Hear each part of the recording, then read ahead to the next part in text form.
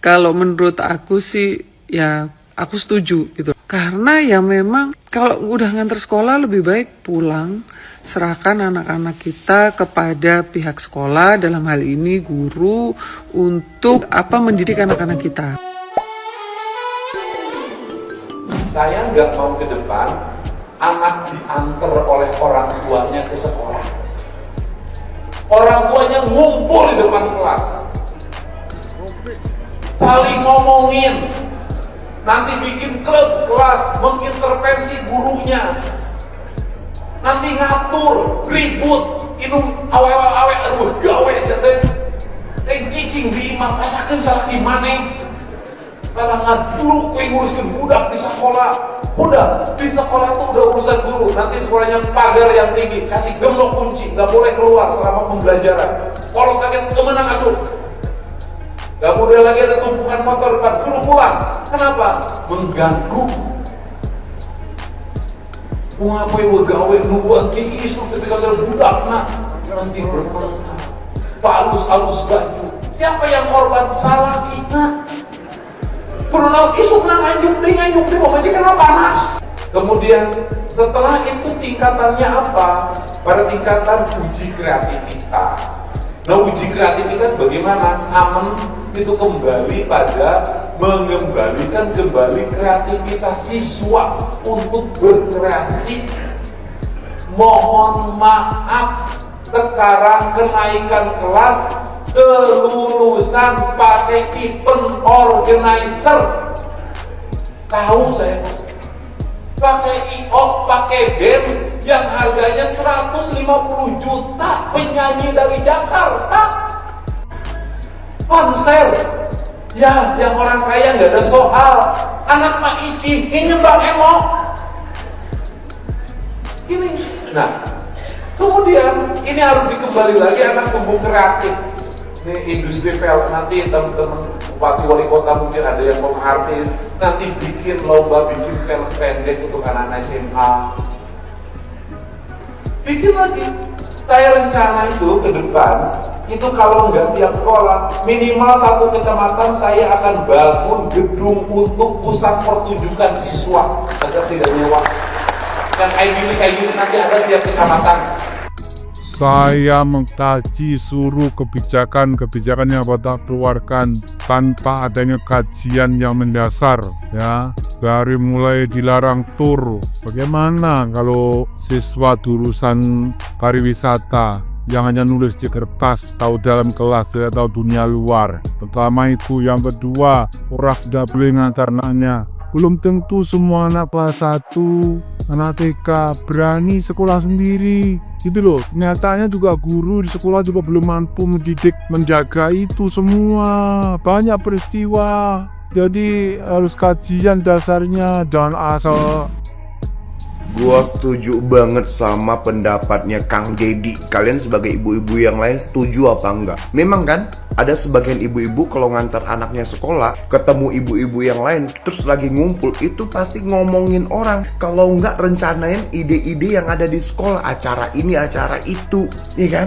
Terus kalau misalnya ada ibu-ibu yang lain gak mau ikut, diomongin. Memang yang harus dilakukan, suruh ibu-ibunya pada pulang ke rumah, nganterin anak sampai di pagar aja, udah anak masuk sekolah, itu urusan sekolah. Memang harus seperti itu. Pernah Pak, saya jadi kepala sekolah diatur sama wali murid. Saya pernah berpendapat bahwa sudah PAUD TK tidak usah mengadakan yang namanya wisuda, ya. Lebih baik anggarannya buat biaya ke depan, buat masuk SD, beli seragam, sepatu dan sebagainya.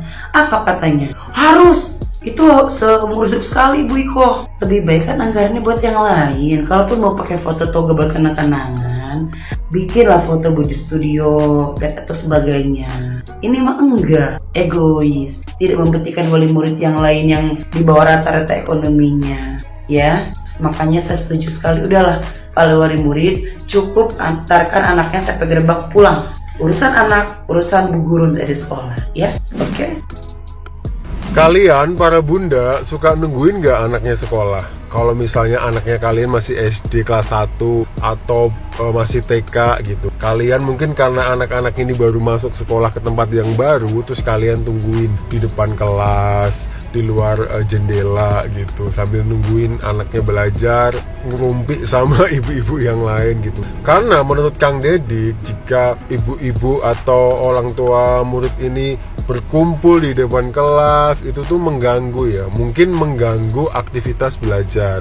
Mungkin para guru ini, mungkin kalau ditungguin itu merasa diintimidasi gitu, secara tidak langsung ya. Jadi menurut kalian, wajar nggak kalau kalian tungguin anak-anak kalian waktu pertama kali masuk sekolah? Nah, kalian para bunda dan para ibu, menurut Anda kebijakan ini tuh layak nggak dijalankan di sekolah? Karena kan setiap ibu, setiap keluarga, setiap orang tua itu kan punya pertimbangan masing-masing ya. Kenapa dia harus nungguin, kenapa dia tidak mau nungguin. Kadang-kadang memang anaknya yang nggak mau ditinggal kalau misalnya baru banget untuk bersekolah, apalagi di anak-anak TK atau anak-anak SD kelas 1. Jadi mungkin kalau benar-benar dilarang kayaknya janganlah ya gitu, jangan ya, karena kan kita nggak tahu nih perkembangan anak itu sebenarnya gimana, apakah dia udah berani untuk sendiri di sekolah atau belum gitu. Tapi kalau mungkin yang dimaksud Kang Dedi itu nunggunya jangan di depan pintu sekolah, di depan kelas gitu ya, nunggunya mungkin di luar pagar biar tidak mengganggu aktivitas belajar. Setelah kemarin Kang Deddy Mulyadi, Gubernur Jawa Barat, melarang adanya kegiatan Purnawiyata, sekarang bikin larangan lagi. Larangannya adalah orang tua tidak usah nungguin anaknya sekolah. Nah, biasanya sih ini untuk anak-anak inilah, mulai TK, SD gitu, biasanya banyak ibu-ibu yang nungguinnya. Itu kata Kang Deddy, nggak usah ditungguin, dah pulang aja. Nah, gimana nih ibu-ibu?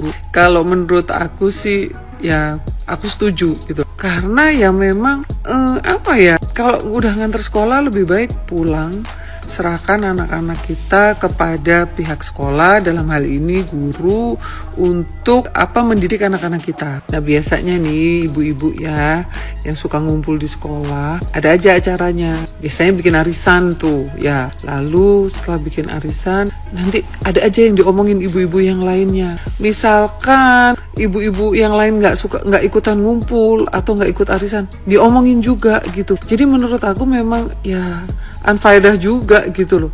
Lebih baik pulang, terus kemudian masih banyak hal lain yang bisa dikerjakan daripada nungguin anaknya di sekolah, terus lalu kemudian ngomongin orang atau hal-hal yang nggak bermanfaat. Kadang ada juga loh yang ikut campur masalah ngajar-mengajar anaknya itu, komplainlah ke gurunya atau apa. Udahlah, habis nganter pulang aja, serahkan anak-anak kita kepada sekolah, kasih kepercayaan. Kita sih masih banyak hal lain yang bisa dikerjakan daripada sekedar nunggu. Jadi ya menurut aku sih, kalau aku setuju sih dengan larangan dari Kang Deddy Mulyadi tentang ibu-ibu yang nggak usah nungguin anaknya di sekolah. Ya, ibu-ibu yang lain gimana? Setuju atau nggak setuju? Mana neti emak-emak yang jarang bahkan nggak pernah nganterin anaknya ke sekolah. Sini ngumpul sama gue. Tapi emang bener loh apa yang dikatain bapak aing. Kirain gue tuh cuma di sekolahan anak gue aja yang pada kayak begitu. Walaupun maaf nih ya, nggak semuanya sih, hanya beberapa orang. Nah, ceritanya kan di dekat sekolahan anak gue itu kan samping-sampingan tuh lokasinya sama orang-orang perumahan gitu ya, jalan perumahan. Tepatnya samping sekolahan itu tuh jalan perumahan. Nah, di situ kan pada berjajar juga tuh orang-orang dagang. Nah, itu mama itu pada sering banget nongkrong di situ. Parkir sembarangan, sampai susah banget lewat. Pada duduk depan rumah orang, depan pagar orang, parkir depan pagar orang. Sekalinya warga gang yang deket sekolahan itu komplain ke kepala sekolah tempat sekolah itu, malah jadi pada marahan mereka, malah jadi pada galakan mereka emak-emak yang suka ngantar sekolah, yang suka nongkrong. Katanya kalau emang kagak mau keganggu, katanya sama ibu-ibu yang pada nganterin sekolah, katanya sana jalan lewat atas, katanya lewat langit terbang, atau enggak katanya portal aja, pagar aja itu perumahan katanya. Tapi dengan catatan katanya kalau lu mau lewat belanja ke belakang, katanya ke pasar, lu muter lewat pintu gerbang depan. Lah, jadi ngapa lu emak-emak yang pada ngatur? Lah, itu kan sama pihak perumahan dibikin jalan samping itu kan buat akses orang-orang warga setempat situ. Cuman kan sama warga setempat nggak apa-apa deh, dipakai buat pada jualan yang para pedagang-pedagang yang jualan di SD. Tapi kan yang kagak tahu diri mama yang suka pada nongkrong. Kalau dia nganterin anak, udah anterin aja. Kadang gue mikir juga, ini mama pada kagak punya kerjaan apa ya di rumah? Nyampe sarapan bareng, pada ngumpul bareng, bawa rujakan, bawa apa pagi-pagi, cekakak cekikik. Nyampe pernah nih gue nih lewat nih jam 7 gue belanja lewat samping situ, sampai susah banget motor lewat, gue tata titik klakson juga, tetap pada cuek. Gue lewat jam 7, pas jam 10 siang gue balik lagi mau belanja lagi, masih pada nongkrong. Gila bener itu. Sebenarnya sih ya, zaman dulu mah lagi zaman gue kagak pernah tuh orang tua nyampe nganterin, nungguin ngelelentuk di depan kelas di samping sekolahan nungguin anaknya. Gimana anaknya mau mandiri kalau terus-terusan dari SD, SMP, nyampe SMA diantar jemput terus sama mamanya? Oke, kasihan mah anak, takut anaknya ngapa-ngapa ibaratnya. Cuma kan gimana mau mandiri itu anak nanti suatu saat kalau udah gede, nggak baik juga. Kasihan anaknya juga, sekali nanti lepas dari orang tua susah dia mandiri karena kebiasaan seperti itu. Dia antar jemput, ditungguin, nyampe bener-bener warna bedak dari putih jadi abu-abu karena saking kelamaan yang nungguin. Udah deh buat mama ya, belajar biar anaknya mandiri, nganterin udah cukup, nyampe gerbang lu pulang, lu di rumah kerjain tuh cucian, ngepel, nyapu, udah gitu aja, bye.